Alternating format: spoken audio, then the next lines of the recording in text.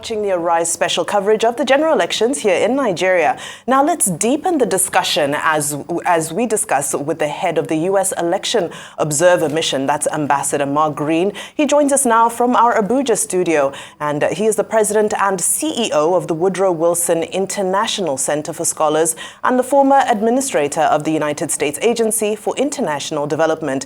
It's great to have you with us, Ambassador Mark Green. Now, let's get straight into it. 24 years into democracy, how do you feel Nigeria fared with this particular electoral process? Is Nigeria where it should be 24 years on? Well, so there's two stories here. First off, let's remember that democracy is a journey. No democracy is perfect. The important thing is that we get more representative as we go along. So on one hand, we saw the resilience of the Nigerian people standing in lines, willing to brave the heat, whatever it took to make sure that their voices were heard and that voted counts. So that's something we should all be very proud of. On the other hand, they had to be resilient, and that was unfortunate. We obviously saw and noted as an observer mission delayed poll openings, not always having materials available, some confusion. And so while the people were resilient, the election administration process was not as smooth and not as transparent and not as effective as it can be and as it should be. Thanks so much. What improvements can be made? I'm hesitant to use the United States as an example, but I guess we can. In the United States, elections there are disaggregated at the state level. And so each individual state in the United States handles their own election operations. Should that be repeated? Is that a bridge too far? What are the improvements that can be made for INEC to be more efficient? Well, so every country, every state, every community is different, right, in terms of the details, but it's the broad underlying principles that count most. And I think what we see here as a challenge is that there wasn't a dry run, there wasn't a test run done, there wasn't a stress test run done, so that we would have seen in advance some of the problems that were reported on election day. So I think it's insufficient planning, quite frankly. But most importantly, it's transparency. People in this country are hungry for democracy. The fact that you're covering these stories means that the media is hungry for democracy and elections and voting. And I think INEC would be well served to be 100% transparent all the time. So on election day, if there are problems that pop up, simply hold a press conference or put out a statement saying, look, here's the problem, this is why, and this is how long it will take to fix it. I think when there's silence, that creates a vacuum, and then people get fearful. They start to get suspicious. And so I think one of the most important things is for INEC to be transparent and to constantly be sharing whatever results they have, sharing whatever problems they see with journalists and with the public. Well, thank you, Ambassador Green. Now, one thing that you pointed out that's crucial is communication. And we have definitely seen that, at least from what analysts have said, that INEC has not necessarily done the best job in terms of the pace of communication, in terms of how quickly matters are being addressed. We just saw something happen with the Coalition Center, even though people were told that that's not the place to, make your issues known. That's strictly a coalition center. And we also see that when it comes to uploading the results on the IREV, that's not being done real time. So how much grace should we actually give and how much understanding should we actually give INEC regarding this communication aspect that leaves so much room for speculation? Well, and I think that last point that you just made is the key one. So anybody who administers elections, INEC or those who administer it in the United States, you don't have to have all of the answers in order to communicate and be transparent with the public. Instead, simply be honest about what you're facing. So if you've got particular problems, if you've got shortages, simply say, we have shortages. People are understanding. People are patient. It's when nothing is said that people start to fear the worst. They get suspicious, and in some cases, there isn't a reason to be suspicious. I think what we would say is that so many of the misunderstandings could be avoided by simply saying things publicly. I'd like to go back to something that you said, and it's very, very important. I would never say that the U.S. and our democracy has all the answers. What I often say is, look, as a democracy that's still learning, perhaps we've made all the mistakes. You don't have to make the mistakes that we have made. You can learn from our own experience of mistakes. Close friend of Nigeria, U.S.-Nigeria relations are very solid. We share democratic values, so we can learn from each other. That's why we're here as election observers. Ambassador Green, I just want to follow up on something you said. Well, you said democracy is a journey. Are you giving INEC a bit of a pass? Because to be frank here, how hard really is it to administer these elections? We're talking about a logistics exercise where you simply have to provide set materials. You've had 4 years to prepare because these elections happen every 4 years. You talked about insufficient planning, for example. Is it really that hard, Ambassador Green? Is it really that difficult? Should we be here? Well, what I can say is that the NDI-IRI Joint Observer Mission, we actually did 2 pre-election assessments as well last year. And what we noted is that doing a test run, doing a stress run would be a great way to avoid the problems. And I think that's one of the things that should have been done. We look at this as a missed opportunity. There was a good opportunity here to advance democracy in ways that the Nigerian citizens could be proud of. Clearly, the Nigerian people are strong believers in democracy. We saw it at the polls. But unfortunately, the administration fell short. And so what we would say is, let's learn from the lessons. It is important. This was a missed opportunity. And let's make sure that as this story continues to be written of democracy, we learn these lessons and we're honest with each other on the shortcomings that we've all seen. All right, Ambassador Green, in your joint statement released with Her Excellency President Joyce Banda, you noted that the election fell well short of Nigerian citizens' reasonable expectations. Now, on election day, the word voter disenfranchisement was being thrown around a lot. What are your observations? Would you go as far as to call what you witnessed on election day, what you observed on election day, as disenfranchisement? Well, what I can say, and it's obviously in our statement, that we observed a number of situations where voters felt as though they were disenfranchised because either of the fallout from the cash crisis or confusion over voter lists or polls opening up late or the BVAS system not working as well as it should have. All of those together clearly hurt the involvement of voters. So to that extent, I would say that it hurt the participation of Nigerians in the election process. Ambassador Green, if you're planning a wedding, you outsource that to a wedding planner. If you're planning a dinner, you outsource it to a caterer. I run a business show on the Arise television on the broadcast, and we talk a lot about privatization and government getting out of the way of the private enterprise.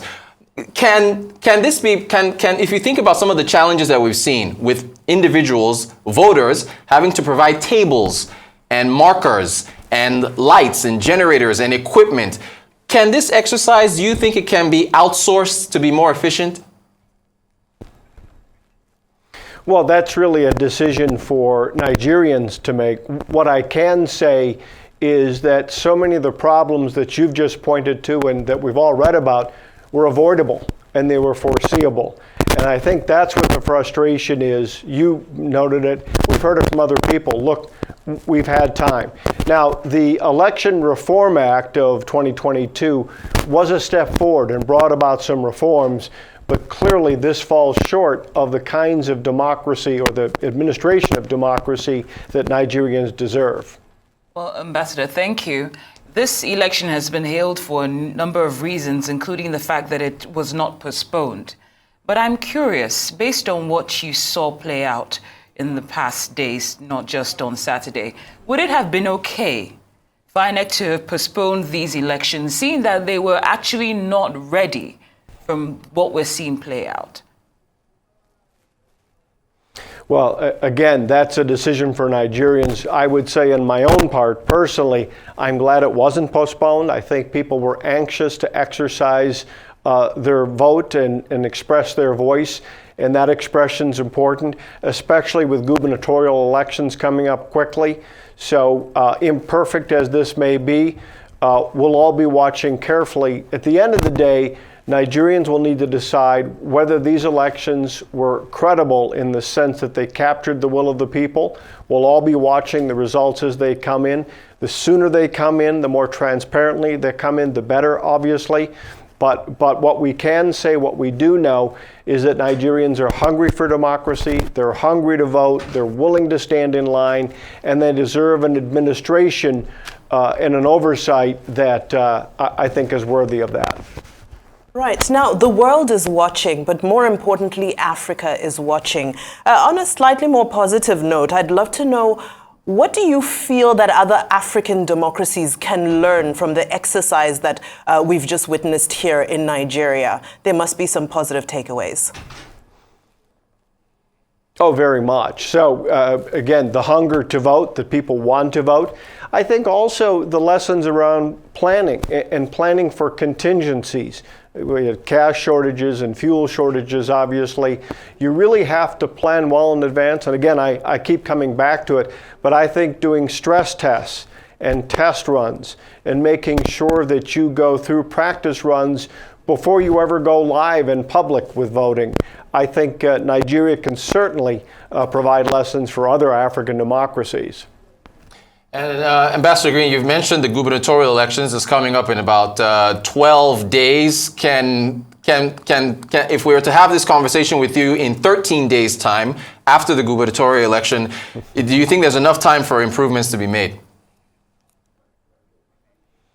Oh, there are always opportunities for improvements, and clearly some of the statements that we've heard from INEC and others suggest a recognition of changes that need to be made, organization and papers and opening of polls. So it's never too late. So we're all looking forward to learning lessons and moving forward.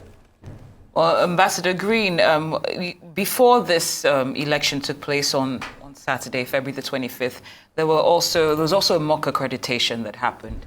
And most of the issues that were raised and recommendations that were made, we actually saw them play out on election day. So I'm wondering at this point, should we have seen more accreditation exercises from INEC? It seems we've lost Ambassador Green. Can we confirm if we have him? Ambassador Green, can you hear me, please? Sorry. I'm sorry. Okay, Ambassador, if you can hear me, I was saying that before the February 25th election, INEC had the opportunity of carrying out the mock accreditation. And most of the issues that were raised and recommendations that were made, it doesn't look as though, first of all, the issues that were raised were truly addressed and that the recommendations were followed through.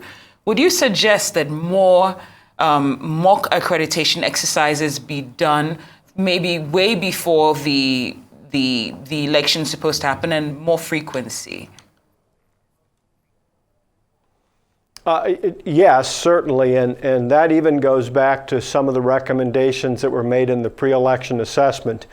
Look, Nigeria is a big country, it's a complex country, it has a wide range in its geography and such. So yes, I think advanced testing, as you put it, mock accreditation, I think that's a wise idea. All right, in your release, you made reference, of course, to the much celebrated reforms of the Electoral Act 2022. Now that you've experienced the nuances of a Nigerian election, a beautiful document, I believe we all agree. Is it achievable in any reasonable, foreseeable future? Oh, most definitely. It requires the dedication, obviously, of officials and the people. So I'll give you one real strong sign of optimism. Who administered on the local level so many of the elections were young people. We were impressed with some of the young people and their resourcefulness. You made some reference to in places where there were insufficient supplies or tables, how hard they worked to make sure that there was an opportunity to vote. I think that's a real sign of optimism. I think another reason for optimism, when I looked at the long lines that we saw in some places when the polls opened late or when the materials were a little bit late in coming, nobody left. And people stood there in an orderly fashion and talked about the importance of voting and made it clear. So I think there are lots of reasons for optimism, and the will of the people of Nigeria is strong and vibrant. So I do believe that they will continue to bring about these reforms, other lessons that we're all learning. So I think democracy in Nigeria is definitely moving in the right direction. Ambassador Green, speaking of moving in certain directions, we're in the digital age. We've got central banks around the world that are looking at, central bank digitized, currencies, CBDCs, and we've got Bitcoin, you've got cryptocurrencies. Electronic voting. Now, of course, the Nigerian Constitution doesn't allow for that. We had a special report looking at voting with the possibility of voting with mobile phones. We talked to INEC about it, and individuals in the private sector, they all said we're not quite ready for that yet. What's the future of voting looking like to you, Ambassador Green? And can technology play a role? If we're having this conversation with you 30, 40 years from now, what does voting look like? Can technology ease the process based on your observation? Sure. First off, I'm like those in the private sector that you spoke to. I don't think we're quite there yet. But most definitely, we are well into the digital age. We're into the virtual age. And so I think that there are lots of ways that we can better harness technology. Technology done right breaks down distances. In a country, again, as big and as diverse as Nigeria is, technology will be our friend as we continue to move forward. I think it will also be helpful with such things as absentee voting, and which is one of the recommendations that we make, is to take a look at beginning to develop absentee voting. But all of those are made more possible with technology. We all recognize there are dangers in technology and we need cybersecurity, absolutely. But there's no turning back. We're increasingly in a digital age, and I think digital democracy will be an important part of the future. Well, thank you so much. Ambassador Mark Green, President and CEO of the Woodrow Wilson International Center for Scholars and former administrator of the United States Agency for International Development. We thank you for your time and your contribution. Thank you so much.